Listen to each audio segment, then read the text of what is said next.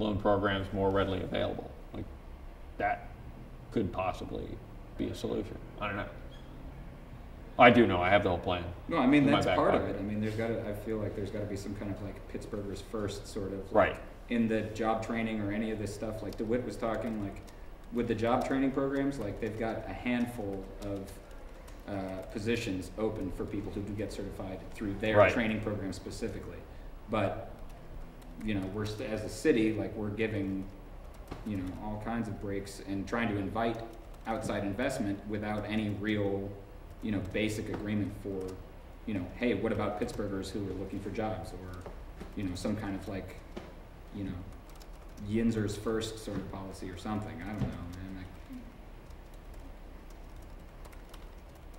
this last week, Ravenstall announced that, like, the day before the snowstorm hit, front page of the newspaper, they're talking, he floated the idea of building a solar farm in Glen Hazel.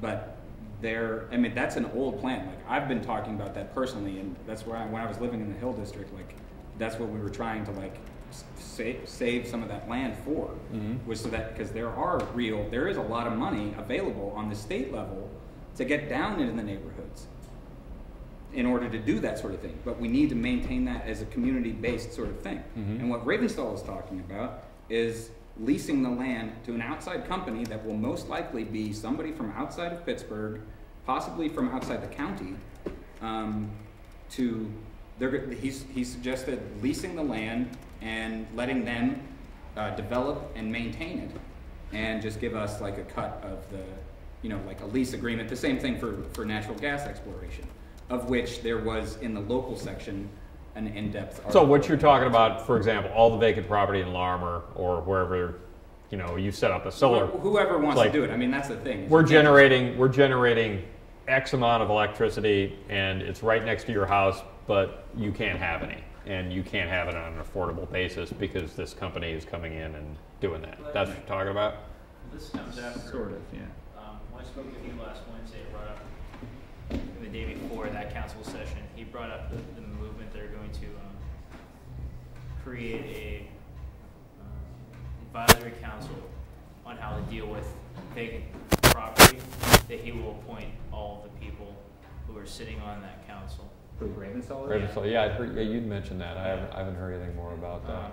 It was a, you know, Post Gazette has that bar of the little green headlines. It was up on Tuesday. It was like after the city council meeting. Oh, after the prevailing wage.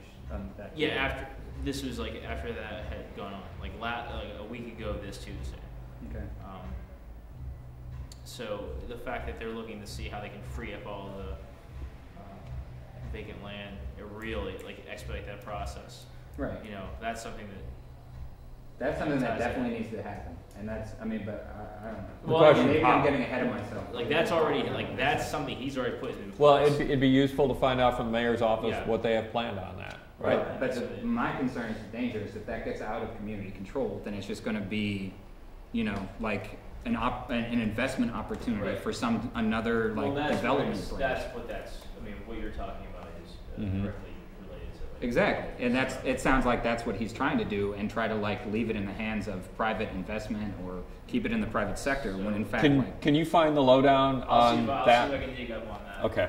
Hopefully it's as easily found as it was before. Is that something that we should be lobbying him to make sure that either someone from our group or somebody from Larimer's group? Yeah, totally. From our group should be on that from Manchester on that mission or whatever it's called. Yes, I think that's absolutely in the realm of what we can be doing, and not waiting for our final recommendations, but to just say, by the way, all this shit you're talking about, we've been looking at for now months. And that's for like, what is his? And this is something like, just so there's transparency here. I know that Peduto is sitting behind what's going on here, or at least has a fairly good knowledge of it.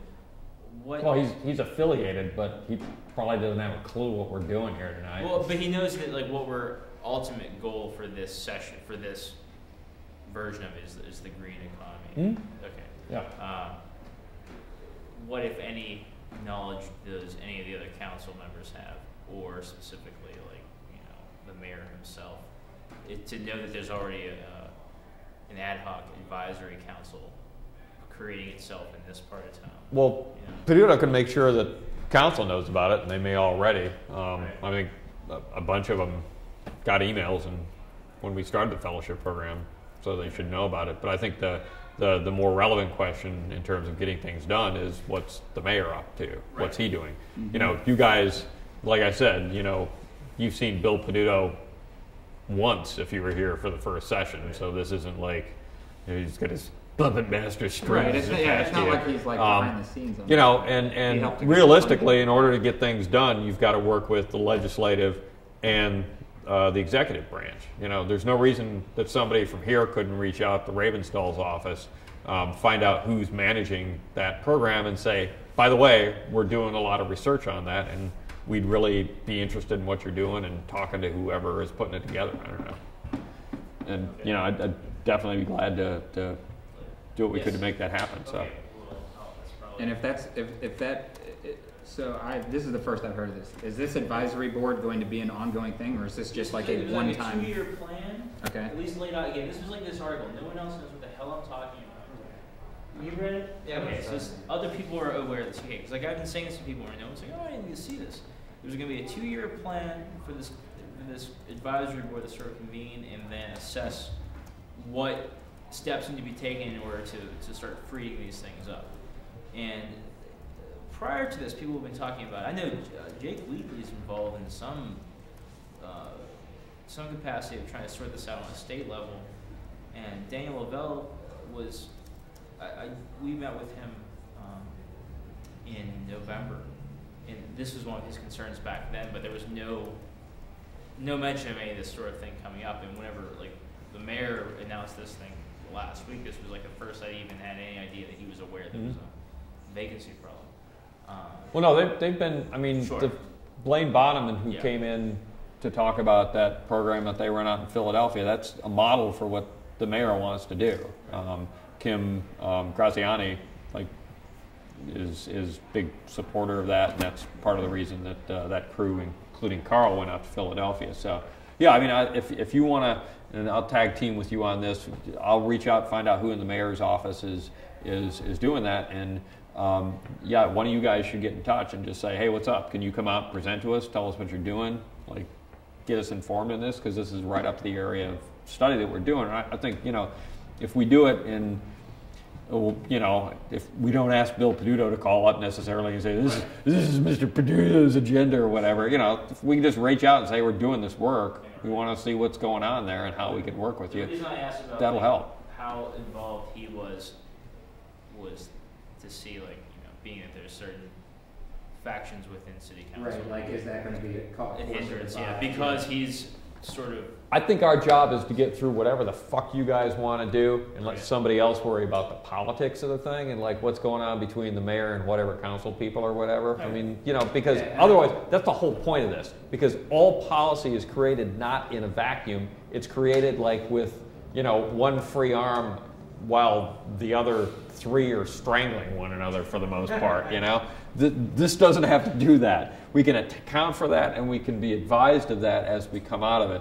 But, you know, you guys are just doing research. You're trying to figure out what should be done, how it should work. So, you know, I think that's one of the benefits. And, you know, it's something we haven't really, and it's no reflection on Luke Ravenstall. We've had a couple, 3 mayors now since we've been doing the Guyasuta Fellowship Program, but it hasn't really had a tight relationship with, you know, the executive, and we should at least reach out. I think that'd be an effective thing to do. You have to introduce yourself. Yeah. It's so late. I'm Everybody so else sorry, did. guys. It's all right. It took me why. like 2 hours to dig my car out. Who are you? I'm Liana Manise. Hi, Liana. Hi, Pat.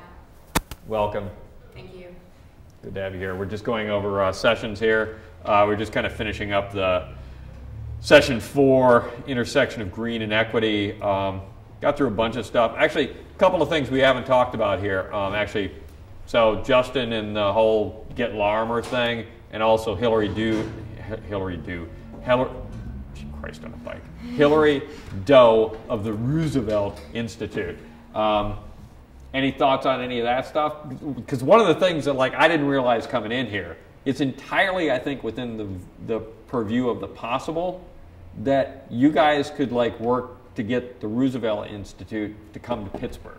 and like to reach out to CCAC or Pitt or whoever the hell and say like, hey, you guys should be talking to each other, and that could be a part of the recommendations, so that like you'd almost like be creating a legacy program that could continue some of this work. Like I met Hillary this summer and kind of dug the program from what she was telling me about it, and of course it's named after Roosevelt. But I didn't realize that they were looking at Pittsburgh could actually do some stuff. So that Where are seemed they like based at now? our nation's capital, Washington D.C. But they're in college towns all over the country, and you know their gig. I mean, what she talks up is that they don't. If they were to come in, they wouldn't piss off Fred Brown, because like they'd be very much about the long-term investment and really building infrastructure and resources from within the community to be able to, you know, apply solutions to whatever the problems are in those particular places. I feel